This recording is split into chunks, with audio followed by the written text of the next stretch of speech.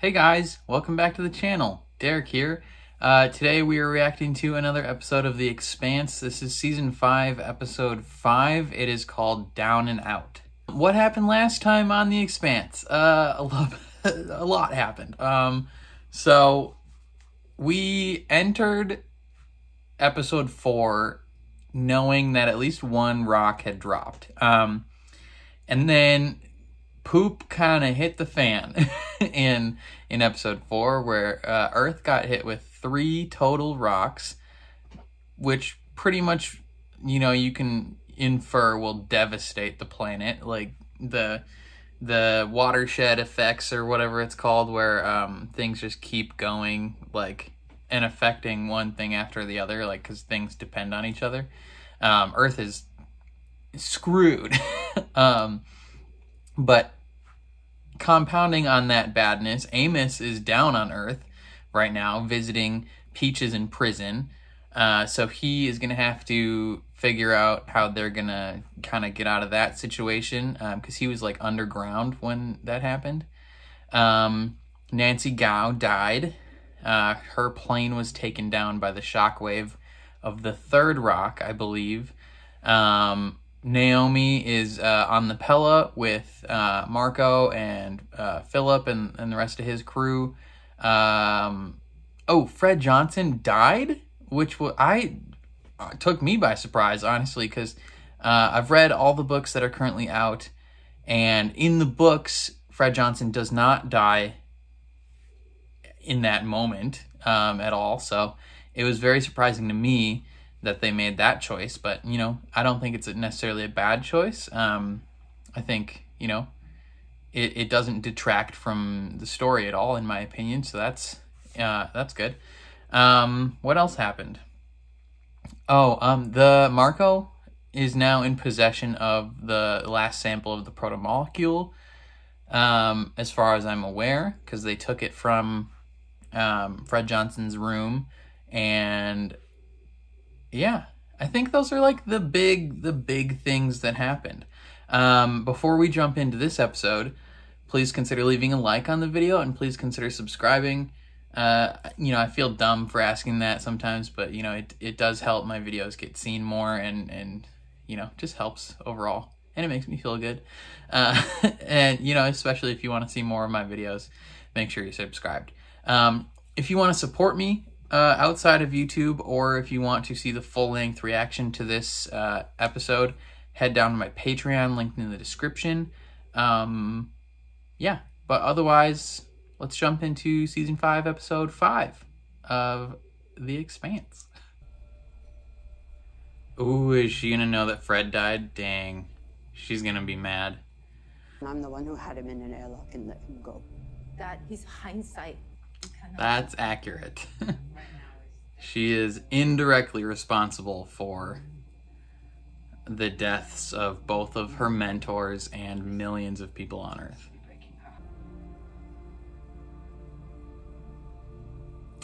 Ooh, Marco wants to meet with her.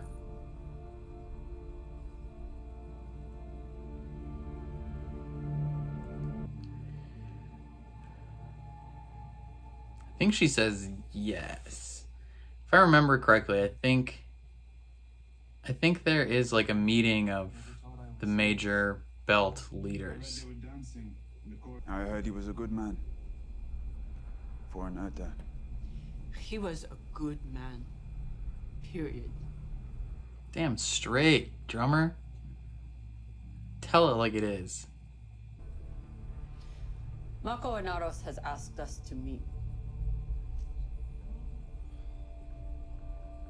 Yeah, she can't really afford to not address that, because if she like ignores him, he'll take that as a sign of you're on the opposite side. I'm gonna hunt you down and kill you. So she can't say no, because he'll also do that. So she pretty much has to go to this meeting. And once you're at the meeting too, you almost can't be like, no, I'm not gonna go along with you, because then they'll just be like, all right, well, you are the enemy and it's time to die.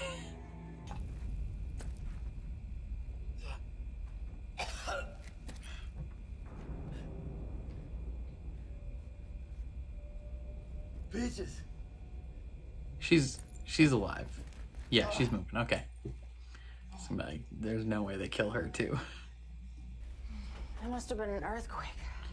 Yeah, in a There's sense. meteor hit in Africa. Maybe this is the aftershock from that. That was an aftershock. That Yeah. was one hell of a meteor. Open the door. She's gonna see that Peaches is out of her little blocker chair, and she's not gonna want to help anymore. Peaches, let's go. You're not going anywhere. Wrong. Yeah, come on. At a certain point, you have to realize, like, your job is not the important thing in this moment.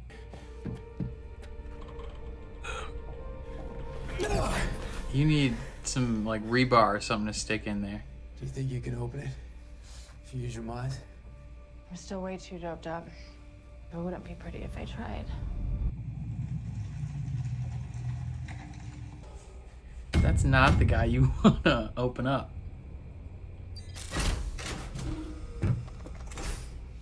So, what's new? How long is his last dose? About 11 hours.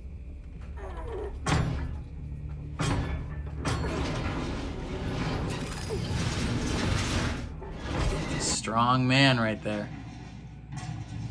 All right, now kill him. Fred Johnson's dead. Marco's people killed him. And they got the sample. I need to know that you're okay. She's a little busy. You had some rock hoppers scraping by. You had a good life here. Working on an auto station for an auto, and an auto, and an auto. You think that's what Belter Lauder wanted? To be your favorite pet? Fred Johnson was a friend to all Belters. He was a tourist. She's got a little bit of a point, but I will remind you that you don't belong here. I don't know, man. Wait, You got something to say? see you when you get back.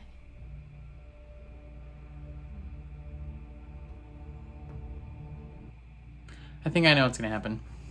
I thought last episode that she wasn't gonna try and blow up their ship, but I think she is, but it doesn't work.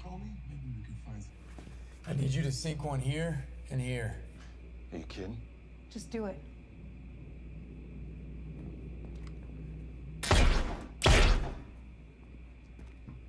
Tiny, come here. You should stop calling me that. See if you can pull this open. Keeps calling him Tiny. If that is true, then Marco Inaros and his so-called Free Navy will have coordinated the most devastating terrorist campaign in human history. I mean, even just the rocks hitting Earth is the most devastating terrorist campaign in human history. But blowing up Martian Parliament at the same time and killing Fred Johnson on Ceres Station, that's insane. Like, it's crazy that he pulled that off. So just a bunch of bright and shiny rocks. When you think about That's where they hide to do their dirty deeds.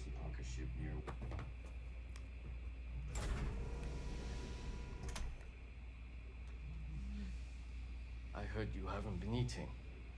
Yeah, she's striking. I'd rather go back to my cell. You are not a prisoner. Hmm. She kind of is, though. Wherever you wish. Then I'll go back to my ship and leave. I heard that the Chitsumoka isn't your ship. You gave it to Philip. Do you want to give her your ship? No.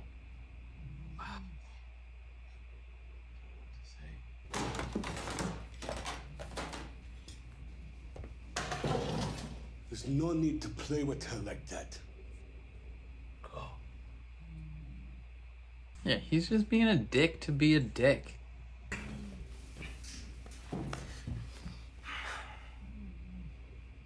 I'm disappointed. She's like an abusive dad that doesn't technically abuse his kid.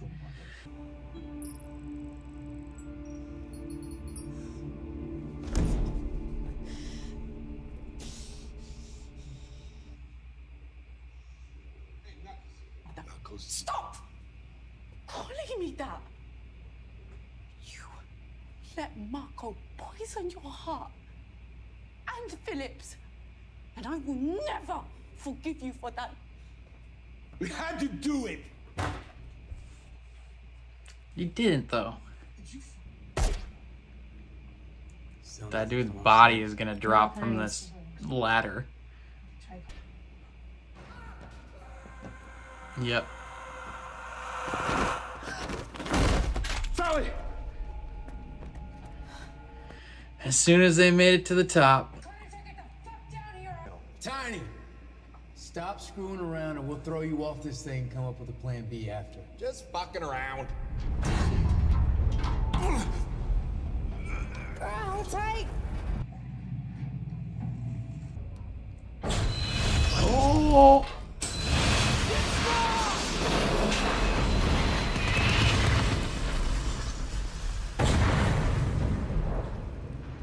Oof, yeah. Yes! That guy wasn't dead before, he's super dead now. There's daylight. We're almost there. Let's go. How can that be daylight? There's a whole building up there. No, not anymore. It's Gonzo. Oh, a coffee maker. Thinking about your boo? I would be as well. James Alden. The Gamara code. You still feel bad about that ship? Yes. And I thought we would be. She killed so many people. There's only one way you will ever leave this ship.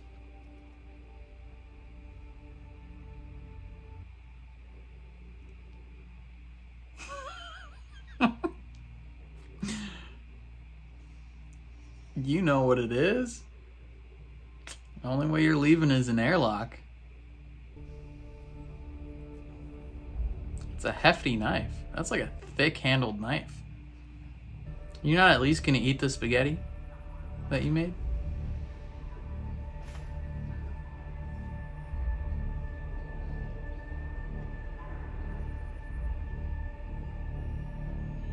There's no way it works. Like, she doesn't kill Marco here. Look how suspicious she looks. Anybody just has to turn and look at her and be like, hey, yo, why you got that evil eye?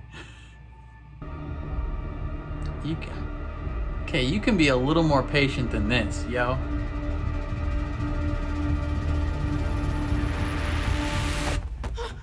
We are busy. And you have no business here. Saved her life.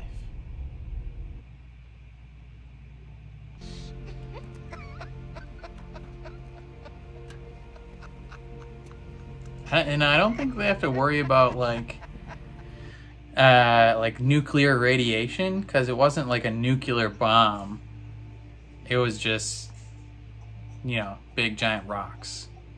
I guess maybe depending on where certain nukes are in the US, maybe some of those could have been destroyed and leaked, or like power plants and stuff, but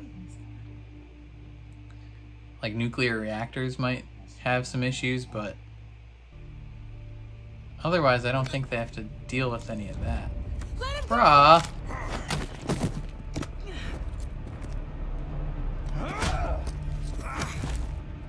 Ooh, Peaches, you gonna have to do some stuff. Oh, yes,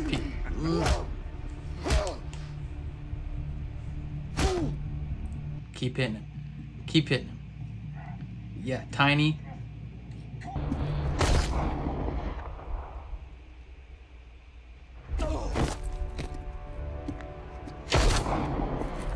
Shoot him in the face.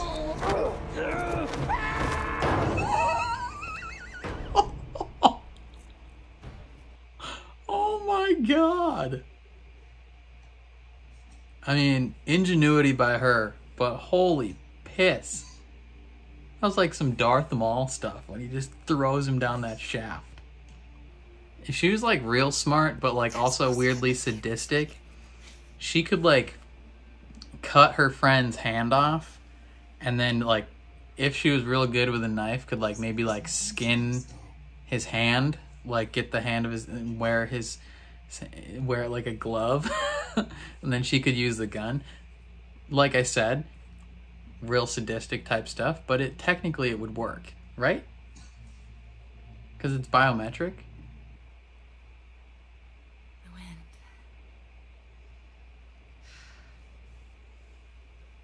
I never thought I'd feel it again. It's beautiful. Yeah, but also all your senses are heightened right now because of the mod. Yikes, dude. That whole thing is gone. Which one's the pilot? Looking at him. Qualified an MLC. Bull's the pilot? There's a bit more to flying Rossi than a Marine driver. I like that. I can handle it. I forgot who the pilot was in the book, like who they made him.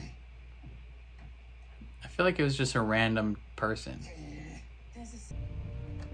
Tell me something. Yeah. Did Marco slip the Augustin Gamara code into the Rossi?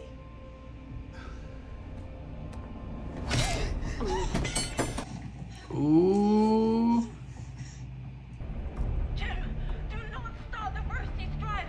The reactor code's been sabotaged. It will blow if you do. I repeat, do not start the drive. I'm being held captive by Marco. I'm shutting down the reactor. What? Why? It's been sabotaged. She saved him though. She is a hero. What do they? I forgot what they find. Easy for you to say. I feel like they're gonna find just like an entire fleet. Just like they're gonna turn the corner on some asteroids and just gonna be like 40 ships just chilling there. The frigates are the weapons, that's the deal. This is Marco Inaros' Free Navy. His belt is on our Martian ships. Are you fucking kidding me? We're splitting up. We're on the move. They pinged us. Shit. Yeah. Time to go. Here comes the juice. Yeah, time to burn like hell.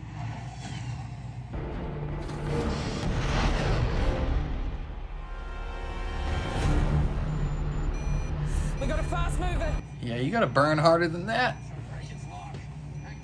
Oh, this would suck so bad.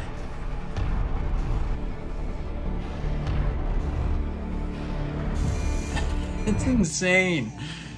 Given how fast they're going, those kind of adjustments are incredible.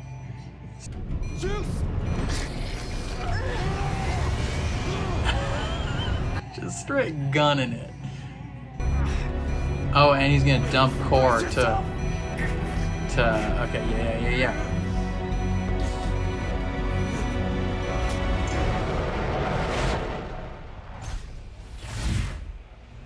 Smart.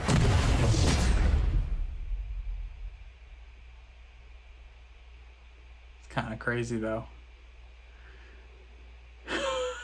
Oh, and that's the end of the episode. God dang it, man. Okay, all in all, another great episode of The Expanse. I love the way, you know, they're translating all of this from page to screen. Like, oh, it's so good. So we start off with Drummer, who is talking with her crew. She's obviously upset. One, because like a lot of what has happened is like, you can't necessarily blame her because it's not like she was being like I'm the one pulling the trigger on this happening, but like her going back to last season, her letting Marco live indirectly kills millions of people, along with two of her like biggest father figures, mentors in life. You know, she was already heartbroken and pissed over Ashford dying, and you know, she has had a much deeper and longer relationship with Fred Johnson than I think she ever had with Ashford. At least that we've seen. We didn't see everything that happened with her and Ashford off screen, and how they went about their friendship, but we have seen her and Fred on screen plenty. So you can imagine she'd be very upset, knowing that Marco is responsible for both of their deaths. And then, she has to also feel like, I don't know exactly how she necessarily feels about, like, inners as a whole, like, culturally how she feels about them. I think generally she doesn't really have any, like, hatred or prejudices towards them, because when the one guy was like, oh, he's a good man for an inner, she's like, he's a good man, period. Like, don't put some, like, negative connotation on him. And she is being presented with an offer by Marco to meet with him and discuss the future of the belt. It's smart by him to be like, all right, I've done the deed, I've done what I need to do. Now I have to kind of get all these, the big names of the belt. I have to get them together to talk. And given his current position as, like, the powerhouse of everywhere, like, one, having the proto-molecule, two, now having pretty much an entire fleet of Belter and Martian ships, including Martian gunships, like, and not just, like, gunships like the Rocinante, but, like, Martian destroyers, like, these massive ships, like, that can fit, I think, multiple Rocinantes inside them. He is in a position of pretty much absolute power right now. And so his invite to her, she pretty much has no choice but to accept that. Like, if she says no, or like or just ignores the invite, Marco will take that as like, oh, she's either coming for me or she is not on my side. And his people would probably interact with her in the future anyway and be like, hey, yo, you're either with us or against us. And that's going to be his opinion, probably, of like, you either accept my invite and come talk to me, or you're siding with the inners. And she's kind of been one that has sided with the inners in the past, generally, but she also let him go, so he may not fully know where she stands. So she has pretty much no choice but to accept this offer. And, once she gets there, it's like, okay, you pretty much have to do whatever he says once you get there as well, because you can't walk into this meeting and be like, no, you're a terrorist, you're bad, I'm not going to do what you want, because, again, he's in a position of pretty much absolute power, and he's charismatic enough that he can galvanize and radicalize pretty much all the other Belters to his side.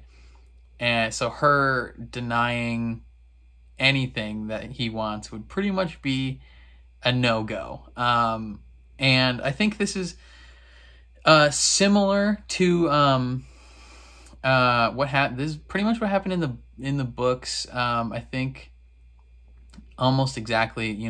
Marco calls a meeting of prominent Belters and other people from around the system to kind of discuss the future of the system going forward, how they're going to deal with the ring gates, how they're going to deal with the inner planets, all that jazz. I think we'll get more info on the Martian conspiracy, specifically like who inside the Martian government is involved.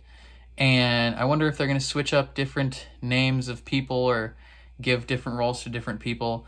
Given that they're ending the show after season 6, it's possible they might not introduce a major character. And okay, if you don't want to be spoiled, skip the next 30 seconds. Yeah, starting now. So given Winston Duarte's like prominent role after like book 6, after the war with the Free Navy, given his prominent role with all the protomolecule stuff in those books. Given the fact that they're not doing those books, it might be possible that they don't introduce him as a character and they give his role in this whole war to somebody else. That's possible. Yeah. So she's in kind of a predicament. And if she is pretty much being given the role of like Michio Pa's storyline from the books, I think that'll be very interesting to see how she handles things and goes about the storyline. Amos and Peaches escaping prison. This is a thing I remembered vividly from the books. Like, this is one of the things where I was like, I know exactly what's going to happen. So they're getting out, and right away this guard's like, yo, not letting her out. Like, she's a terrorist. Like, you can't let these people out. And he's like, dude, I am personally responsible for her safety, and you're responsible for mine. Like, let's get out of here. They can't get this elevator shaft open, so they have to get Crazy Man Konachek to open it. And he looked a little different than what I thought from the books. Like, from the books, I almost expected not Gravedigger, the Undertaker from like WWE or whatever he's from, like the guy who sits up in the coffin. I almost kind of expected him to look like that, but he's just like this bald dude. He's super jacked, like massive guy, and he's slightly like crazy. Obviously, he almost kind of reminded me of like Victor Zsasz from like DC Comics, who's like a serial killer who just likes to kill for fun. Yeah, they have to get him to open this elevator shaft, and he does it, but then he has to open these whatever panels with his fingers, which I don't know why he couldn't have just like reached under and pulled them. Like, I don't know why they had to shoot 2 holes and then pull those holes. It's whatever. Maybe because those like, maybe he couldn't reach under because there was like these horizontal platforms that swung out with it. So maybe like you couldn't reach that far back. I don't know. But then how do they like get those to open up without a gun? I don't know. Like, who's the maintenance tech that designed this?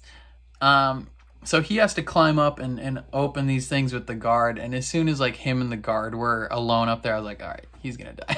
Like, there's no way this man makes it out of this, right?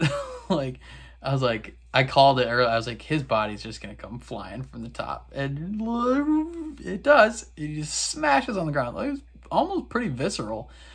Seeing this guy just smash on the ground. I think it was probably a good choice that they didn't show like what probably actually would have happened with like his head splitting open. You know, they showed some blood go out underneath him, but I feel like in real life, like, that was like a hefty drop. Like, that was a high drop. That man's like, his head would have split open, probably like his ribs would have bust through his chest from the, it would have been not pretty. Konachek's like, he fell. It's no big deal. Meanwhile, Amos just keeps calling him tiny, pissing him off. They get to the top. This building's just gone. Just absolutely gone. And he kills the other guard, and he's gonna kill Amos. Like, he's got his blockers activated. I don't know how long this man's blockers last. Like, he must have some good blockers, because I don't know how he got such good blockers, unless he has tons of money. Because Clarissa Mao, she's rich as frick, and her blockers last for like 10 seconds, and then she's conked. So his blockers must be super good, or he's just super ripped in general. And this guard hits him twice, and he's like, he's gonna die from that. And then Amos like suplexes him back through the shaft, flipping around like his Darth Maul. Like, I was like, oh my god. That was some crazy stuff. And obviously, you know, Clarissa is not in good shape. Peaches is not having a fun time right now. and her and Amos are gonna have to find some sort of way to get off the planet. I think, I wonder how much of that storyline they will have play out on screen, because in the books, how like their journey to try and get off planet kind of took a while. Like it was a decent amount of time, and there's a lot of storyline that didn't necessarily matter. How long is this season? Is this 8 episodes, 10 episodes, 13 episodes? I'm not sure. I think last season was 13 episodes. Actually, I don't think last episode was I don't know if the last one was 13 either. Let's look real quick. Okay, so last season was 10 episodes. So given that this season's only 10 episodes, I'm not sure how much of that storyline they will choose to show, especially because they're not having like Amos and Peaches appear in every episode. Like last episode, they weren't in last episode. So yeah, I'm not sure how much of that they'll focus on. They might streamline them getting off planet. I'm not sure. We have what else? Ooh, Naomi on Marco's ships. Like she's essentially a prisoner on this ship, and you know she's being treated as such, but they're like, you're not a prisoner, you can go wherever you want. And she's like, okay, can I take my ship and leave? And they're like, it's not your ship anymore, remember, technically you gave it to Philip. And she's like, okay, screw you. like if I'm a prisoner, just be honest about it. Like don't pretend like I'm just some person on the ship. Like if I'm a prisoner, I'm a prisoner. And they're like, woo. Even like the big guy's like Sin or whatever his name is. He's like, you don't have to play with her like that. Like he's a good dude, but he's also, I don't know. I struggle to say that he's a good dude, because he is seemingly a good man who has gotten himself embroiled in not good things. And he's gone along with things that he shouldn't go along with. But he's trying to be like, hey, maybe you should give Philip a chance. He's trying to get to know you. And Philip does save her life at one point. Like, she's about to go stab Marco. You know, obviously he doesn't want his dad to die. We don't know if she would have been successful killing him anyway. But if she was, everybody else on that ship is opening fire on her. Like, there's no way she survives. And Philip does save her from that. And he's like, you should be thankful. I saved you. But the whole time, she's looking around. She's finding ways to, like, try and get out of here. And then, but that one girl screwed up. That, like, whatever, the jerk, the black girl, what's her name? I'll find her. When she's talking to her alone. Carl? Carl is like, oh, you forgot the Augustin Gamara, eh? We will remind you. And it's like, you shouldn't have said that. You stupid idiot. Like, if you wanted your plan to go correctly, you should not have said anything. Like, you're so stupid. Like, you just screwed it up, you dumb Carl. Because her being like, oh, we will remind you of the Augustin Gamara, how your code was used. In Naomi's head, she's immediately like, F. Like, because she specifically brought up James Holden. She's like, ooh, James Holden, you think he's coming to save you? Remember Augustin Gamara? We will remind you. And she's like, okay, well, frick, balls. She didn't knock Sin out, but she took his pad and was like, don't start the reactor. You will blow up. Which is a good thing that they didn't start the reactor, because I think in the books, I think they made it slightly more obvious that the ship was gonna explode. Like, it was more of like a pressing thing. And then, you know, it makes sense why in the interrogation room, Sakai was like, I'll see you when you get back. Like, being all sassy because she knows, in her head, she knows they're all going to die and someone eventually will come get her and she'll be free. Or it'll blow up and kill everybody. So she's a jerk. But Naomi got stuff done. She saved Holden's life, which is good. And Holden's starting this crew and getting people ready to go. Bull's the pilot. I forgot who... If you read the books, this won't be like a spoiler. I'm not going to say anything. I'm asking you to tell me. If you read the books, who was the pilot when Holden started this new crew in the books? Like, was it just a random person? I feel like there was what was their name? Because I feel like they had conversations on the ship, you know, with Holden and stuff, like, about what's going down. But I don't remember. So I think if you read the books, just comment like who was the pilot, because I don't think that would spoil anything, really, because it's not a major storyline or really even a minor storyline. It's just like something that slipped my mind. But it's interesting that Bull is like now becoming the pilot here, because Bull, I don't remember did Bull die in book 3? Like, did Bull sacrifice himself in book 3?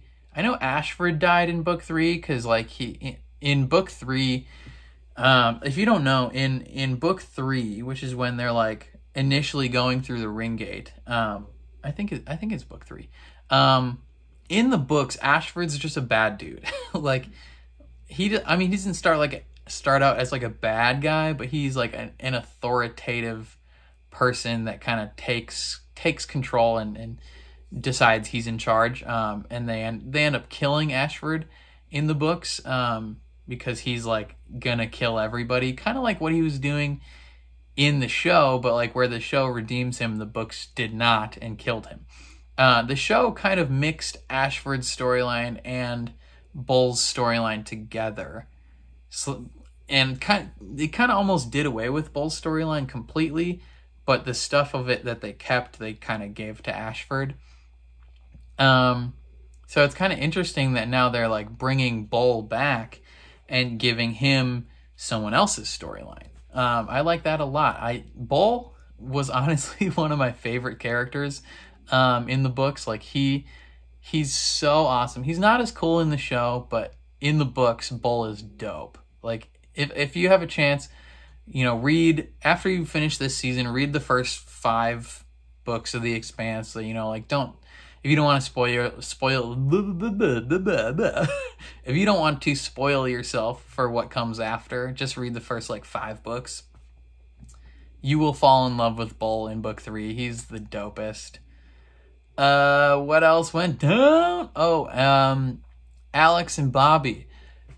They're undercover. They're doing their thing.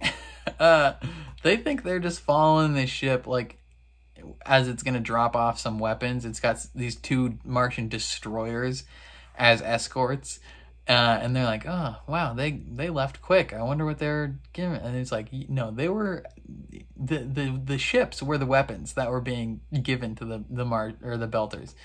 Like, at this point, there's almost like no more even pretenses for the Martians of being like, yeah, what are you gonna do? like before, they might have had to be a little sneaky with how they're getting rid of ships, or not ships, but like weapons and stuff. Now they're to the point where like they're probably pretty confident that the people they have in the Martian government have their back and are not gonna like, one, rat them out or try and kill them for this. So they're feeling confident that they can, you know, just steal a couple Martian destroyers and give them to Marco for his Free Navy fleet, which is insane. And then they get spotted and they gotta burn like hell, pal. Good thing they have like a fast as frick ship, like insane in the membrane how quick this thing is. If you remember,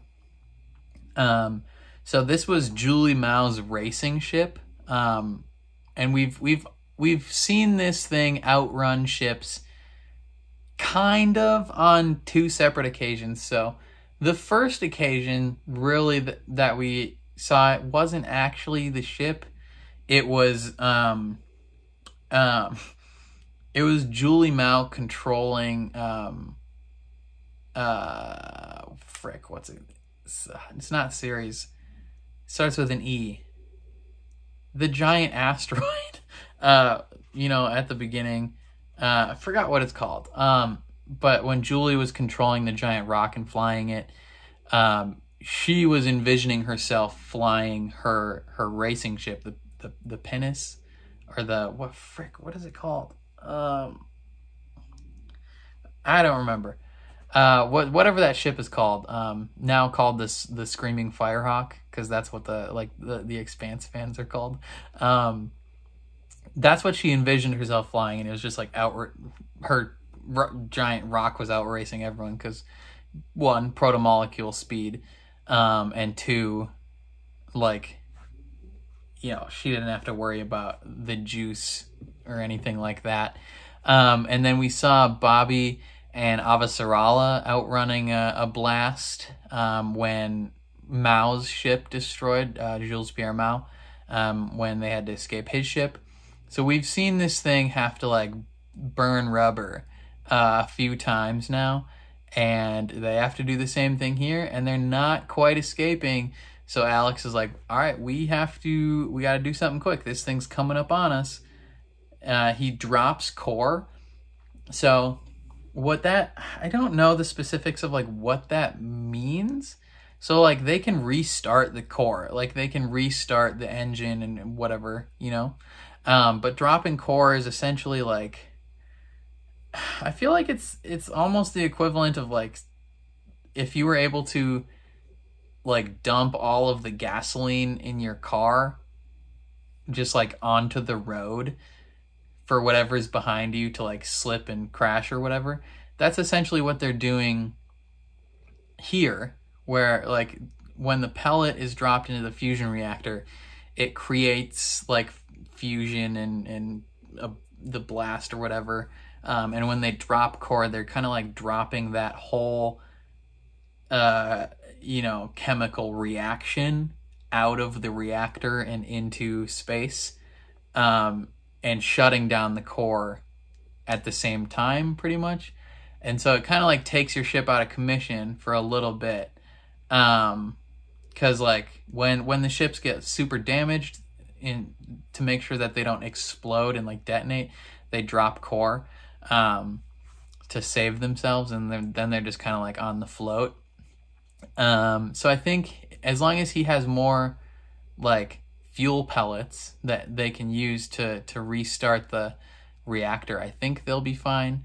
But I think they're trying to play dead here, where the Belters are going to think they hit them with this missile, and they dropped core, explosion, pushed them away, and they're just kind of try and play dead and sneak out of there. And that's where the episode ended.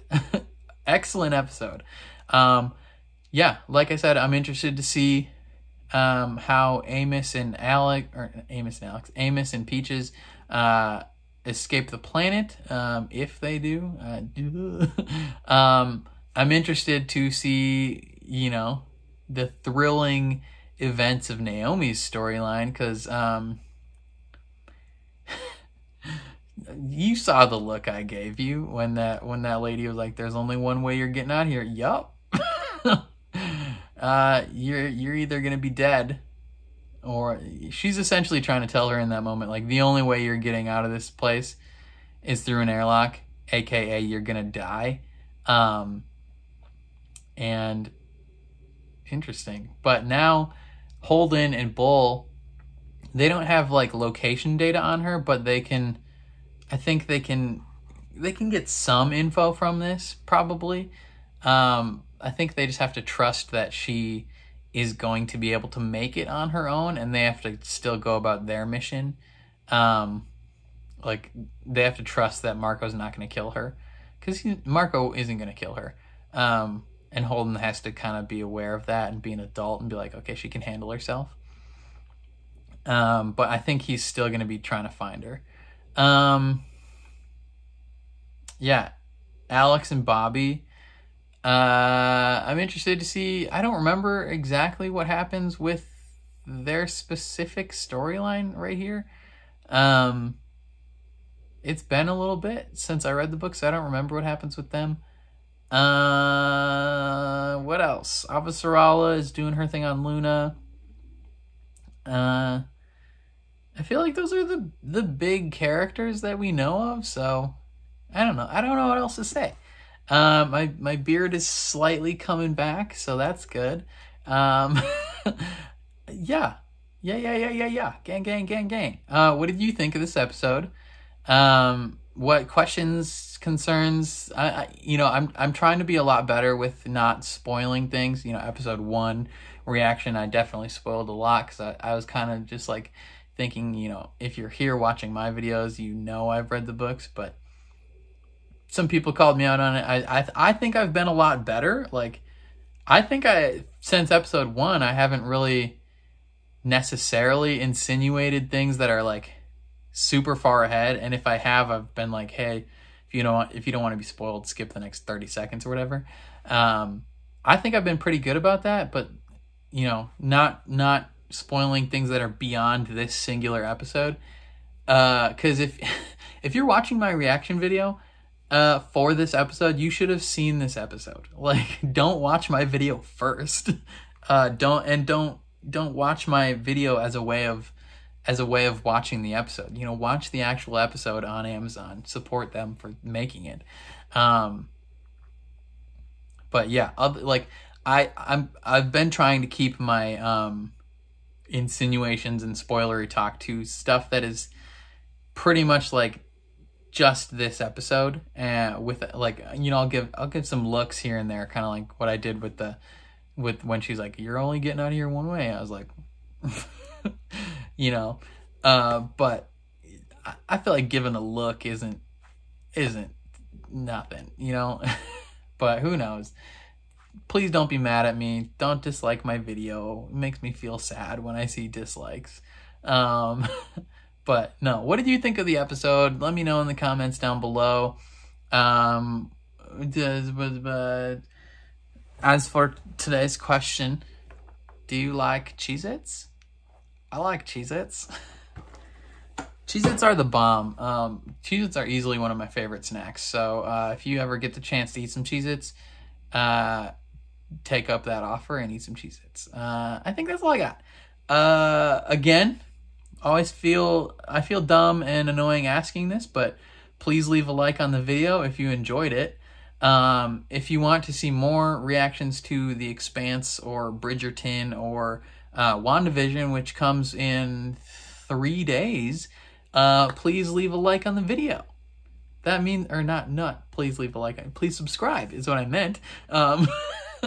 Ring the bell if you want to be notified, or don't ring the bell. That's up to you. Yeah, and then if you want to see the full-length reaction to this episode, or if you just want to support me in general, head down to my Patreon. It's linked in the description. Yeah, I think that's all I got, though. Thank you for watching, and I'll catch you guys next time. Peace.